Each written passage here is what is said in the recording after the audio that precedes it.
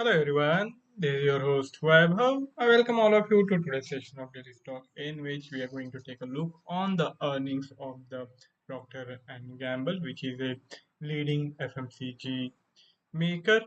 We have been using its product since we were born, most of us at least, and it is a old company, and it is getting better and better with time. It is trying to stay relevant and gain market share wherever possible. It is already a leading manufacturer of the day-to-day use products, and it tries to gain more and more market share, and of course tries to generate profit for its shareholder.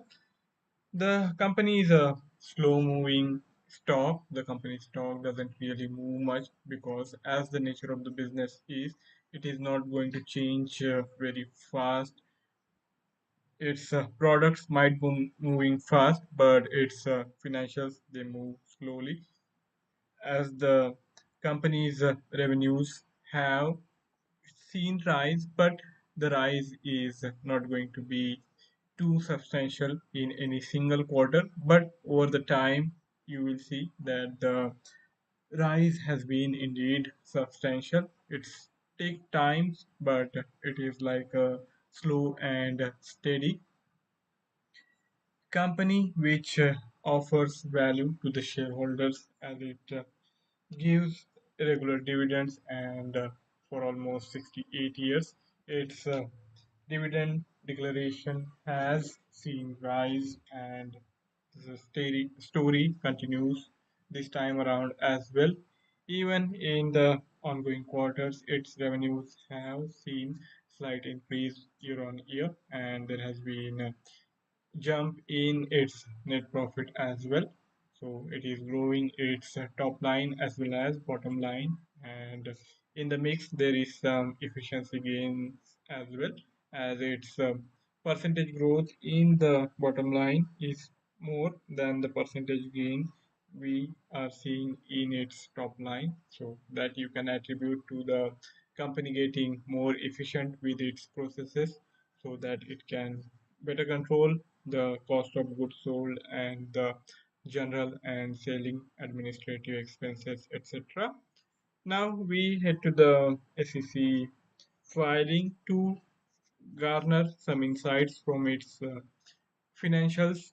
We will consider the income statement, balance sheet, and of course the cash flow statement to see how the company is moving its cash, whether it is cash positive or cash negative, and how it is utilizing the cash generated from the business to get a insight into the company's workings, and then gather perspective for its possible future, so that we can make an informed decision whether to go for the investment or the squaring of our trades and positions in the stock, whether to go long or short, or simply stay neutral and try to take advantage of its consolidation range.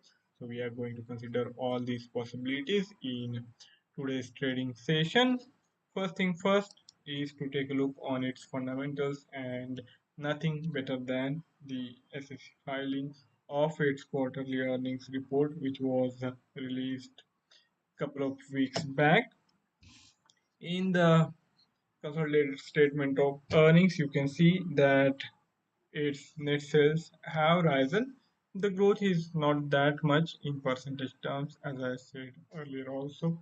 The company's revenues, or for that matter, net income, doesn't really move much quarter on quarter, but slowly and steadily it keeps rising. It has been a leading product maker and the company of choice for many of the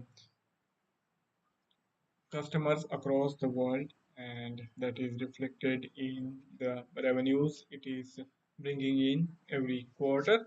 For the third quarter of fiscal year 2023, its revenues were upward of $20 billion. There was slight increase, though not much, but any increase is an increase, and the net revenues went up to US dollar 20.195 billion from US dollar 20.068 billion a year back. That resulted in the net earnings of US dollar 3.78 billion from US dollar 3.42 billion US dollars a year back. So this is the gain of almost around 10 percentage point in the net earnings, though there is only slight increase in the net revenue. So what you can do is this earnings growth, the net income growth is clearly attributable to company streamlining its processes and trying to cut cost wherever possible for the operations. So that is resulting in substantial gains for the shareholders as its operating margin has improved.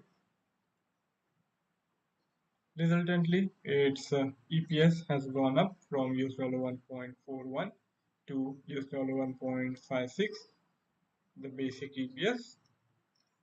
Then we turn our gaze to the balance sheet. Its balance sheet remains strong. It is sitting on a cash pile of $6.8 billion, which is quite a healthy figure to have at your disposal. So it can utilize it for any sort of initiatives, whether it wants to go for the R&D of the new products or whether it wants to launch its existing products in new territories or it wants to promote its existing products in a more aggressive way. So all those kinds of things can be made possible while judiciously utilizing the cash and cash equivalents at its disposal. Of course, it can also offer the cash in terms of dividends and cash buyback to its shareholders, and it has been doing that for many quarters. Even last time around, even in the last quarter, it distributed cash generously to its shareholders. So it is rewarding its shareholders handsomely as well. So we see how it utilized its cash by taking a glance on its consolidated statement of cash flows.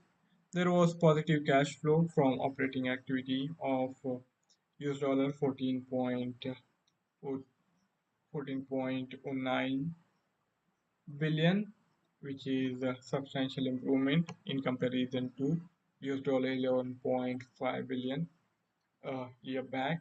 So in the 9 months ended March 31st, its cash flows have improved a lot.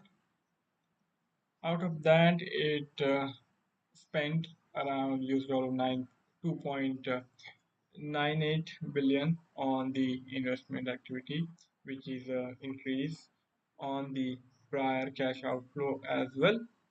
Then comes the share of financing activity, and here there is increase in the cash outflow for the financing activity as well.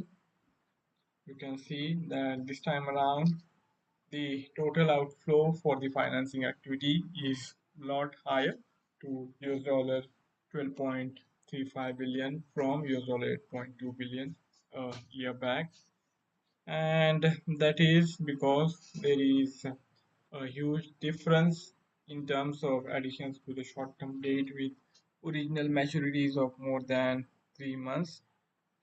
Earlier, there was a cash inflow of $13.77 billion. Now, it is down by almost $10 billion. So that is impacting the total cash outgo, and resultantly, the company has also reduced the treasury stock purchases by around $4 billion. Overall, its change in the cash and cash equivalent is close to